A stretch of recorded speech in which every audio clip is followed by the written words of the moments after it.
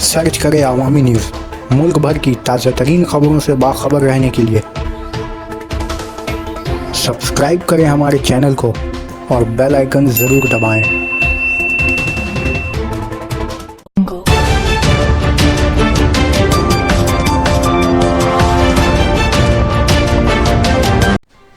एक और अहम खबर आ रही है डायमंड हार्बर से।